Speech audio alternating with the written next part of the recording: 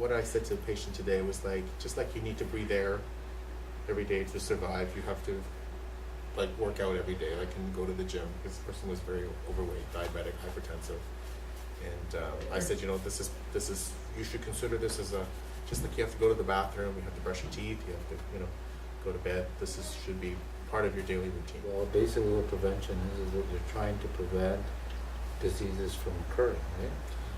Because those diseases then lead to either complications or outcomes, which then lead to premature death or morbidity, right? So those people, and so the major lifestyle diseases that we see in this part of the world are, related to obesity, diabetes, hypertension, and cigarette smoking, right? So if we could reduce the impact of those, we would improve general health of our society, and we would all live longer and healthier, and probably reduce our healthcare costs. Prevention is trying to encourage self-efficacy and dependency on one's own self to take action to prevent illness or disease.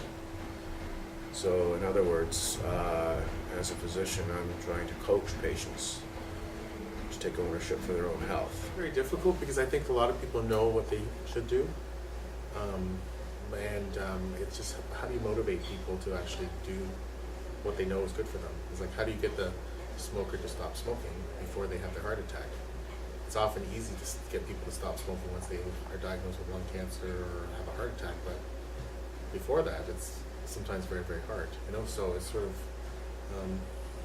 I think education is always important, but I think there's a lot of stuff out there about education. I think people know the ills of a lot of things they do, and a lot of people just don't think it's going to happen to them until it actually happens to them. So it's a real problem, and it's a sad commentary that, a generation of kids growing up right now are probably going to be the first generation that don't live as long as their parents. Up to now, every generation has actually lived longer than their parents.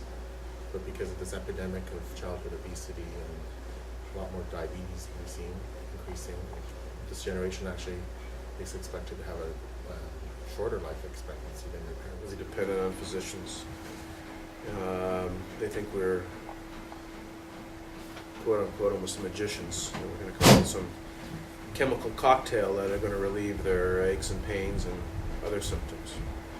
Yes, they do have unrealistic expectations, especially older people and many people from different ethnic groups, especially from Europe and the Middle East and Asia, more so than patients from Western societies. Compliance is a big part of it. It's controlling your risk factors and lifestyle, right? So it's making sure you're following an appropriate diet and a regular exercise program, that you're trying to optimize your diabetic control with appropriate diet, your blood pressure, etc. So I think the biggest challenges that we have is not necessarily patients' expectations that we're going to save everybody and everybody's going to live, but for the most part, I think families are realistic with what it is that we can and cannot do. But I think the challenges that we have on a day-to-day basis is making sure that whatever treatment strategies that we've outlined for a given individual are actually followed and optimized for optimal outcomes, right? Mm-hmm. And often, people will stop their medications, or people will not comply with their dietary program, etc. And all of those things then, not only lead to worse outcomes, but also increase the cost of healthcare and healthcare utilization, hospitalizations, etc. So, and those I think are our challenges. I think sometimes patients get referred really late to us, and that's very, very frustrating because there may not be anything that you can do. I just started a 33-year-old girl on dialysis this week. It was basically she came really, really late in the course of her disease, where there was not a whole lot. And I think people are always hoping for a miracle, but I think they realize that sometimes, you know, if it's the end stage, there's not a whole lot you can do. So it's, you know, I think more and more we're trying to get people focused on earlier stages of diseases, because at the later stages of diseases, despite all the things we've done, we haven't really improved outlooks and outcomes by that much. You know, like, for example, there was a big study in diabetic kidney disease using certain type of blood pressure medication. What it meant that if you took drug A instead of drug B is that you had a 40% chance of dying or going into kidney failure instead of 50% chance after 4 years.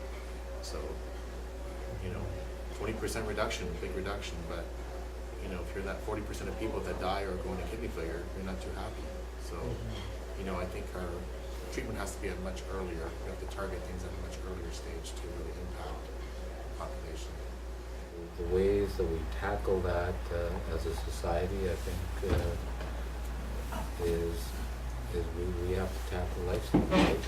And so, you know, you have, you know, our society is fast and all that sort of fast food things, and so all of these things have to kind of have adversely affected our health. A lot depends on the patient, the age, the ethnicity, their education. The higher their education, the more they sort of understand that, and more motivated, I think, sometimes to take action. And you probably see it here in this clinic. Most of my patients have either established heart disease or are concerned that they may have heart disease, and they're referred for evaluation. So a lot of the patients have what we call risk factors for heart disease and are referred for assessment of their heart. So the risk factors include, you know, high blood pressure, high cholesterol, diabetes, cigarette smoking, obesity, and then a certain age group where we start seeing these. I think people stay on course better when they've had something bad already happen to them. So they're already talking about secondary prevention, preventing another bad event. You know, the first event, before it's happened, a lot of people don't think it's going to happen to them. You know, they just think they're invincible. They don't think, you know, you know, it's sort of like some people also mess up because they're doing really, really well, and then at some point they think they can come off their medications or they can stop everything, and then, you know, things can unravel very quickly. So that's why they need follow-up. I mean, you can be on track, but you need someone to continue to guide you and to encourage you and hold you accountable. You know, like the doctor that weighs you when you come in and says you've gained like 2 kilos since the last time I saw you, measures your waist circumference. You know, you have to be accountable to somebody. I had a patient who just recently had a myocardial infarction, a very severe infarction, and this patient was a smoker and overweight, very unhealthy lifestyle, and ended up with a quadruple bypass, and was adhering to his educational program and his fitness program very rigidly, and it just slowly fell off it, and now he's gone back to smoking. So bringing that patient in and trying to reinforce what they need to do and stay on task is a real challenge. This study was done by ISIS in Toronto years ago, right? It was direct correlation to the amount of education you have in health. And if you look in the United States, the centers that have the greatest epidemic obesity turn out to be the states that are the poorest. You know, like Mississippi, for example, number 1 for obesity, number 50 for income. You know, so there's a direct correlation.